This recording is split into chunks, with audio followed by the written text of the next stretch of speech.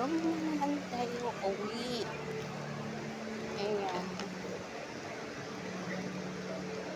Dito talaga ako dadaan kasi malapit lang, one ride. At saka malamig.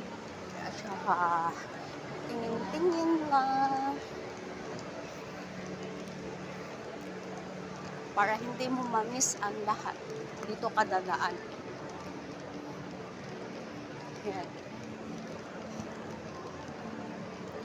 Now, here, no, hindi masyadong maraming tao dito. Minsan kasi hindi tayo makadaan ditong area